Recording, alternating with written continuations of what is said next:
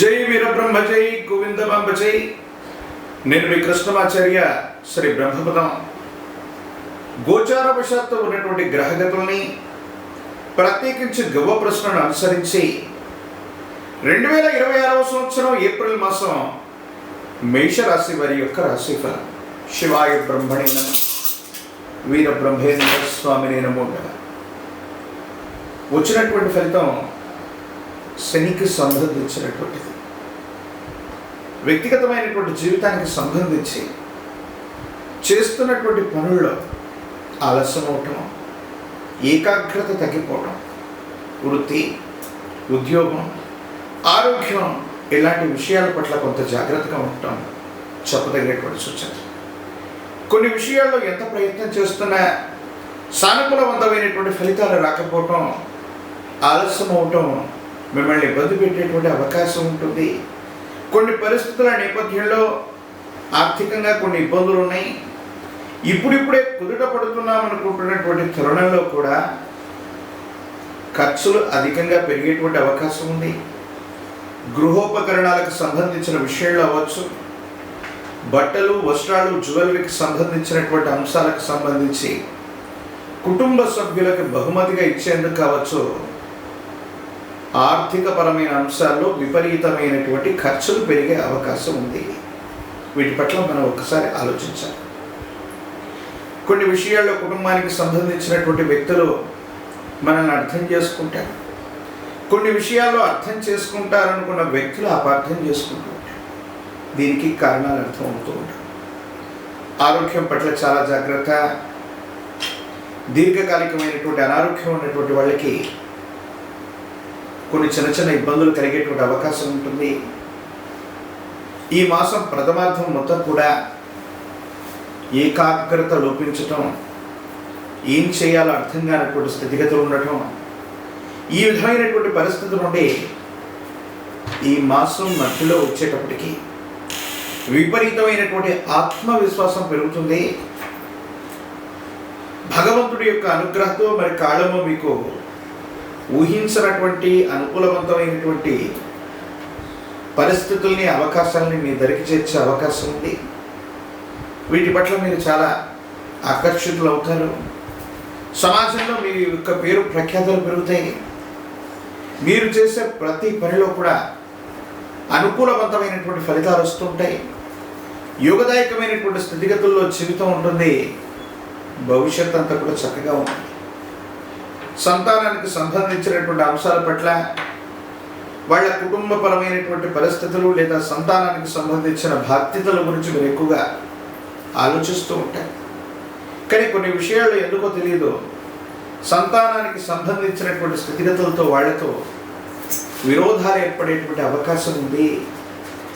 ఒక ఏకాభిప్రాయాన్ని సాధించడానికి మీరు చేసేటువంటి ప్రయత్నం అది అనుకూలవంతం కాకపోవచ్చు. కోపం, భావోద్వేగాలు అధికమైపోతూ ఉన్నటువంటి కారణంగా మీ కోపాన్ని మీరు నియంత్రించుకోలేకపోతుంటారు. దీనికి కూడా కారణాలు ఏమిటో అర్థం కాదు.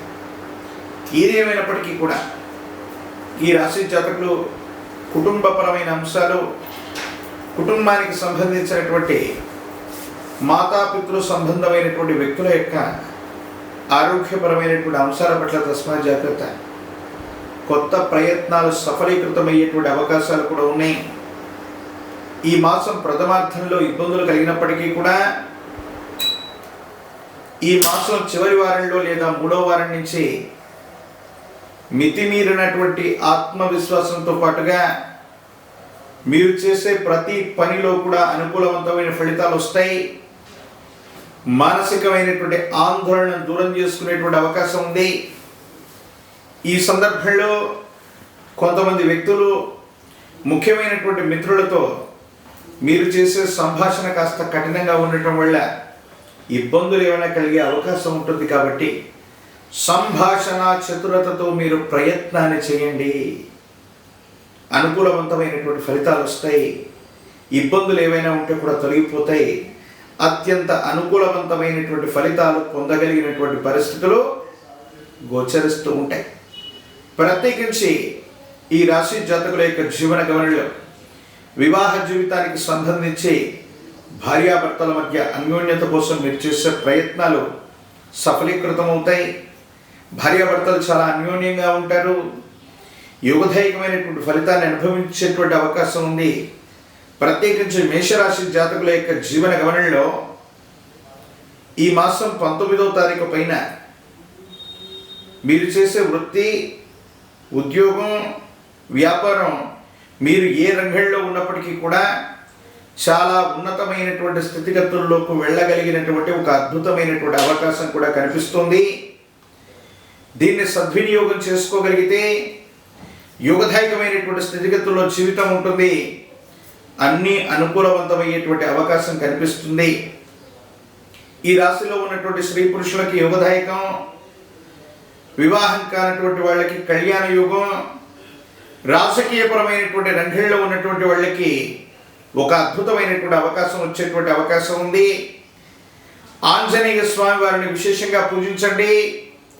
మీ సమీప ప్రాంగణంలో ప్రాచీనమైనటువంటి ఆలయ ప్రాంగణానికి వెళ్ళి స్వామివారికి కదలీ ఫలాలతో అర్చన చేయటం వల్ల మరిన్ని సానుకూలవంతమైనటువంటి ఫలితాలు పొందేటువంటి అవకాశం ఉంది.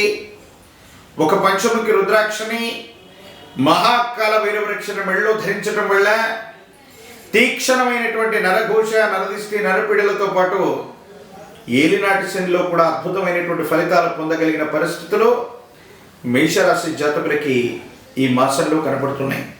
మరిన్ని వీడియోలు చూడటానికి గాను మన ఛానల్ను లైక్ చేయండి, షేర్ చేయండి, తప్పకుండా సబ్స్క్రైబ్ చేయండి.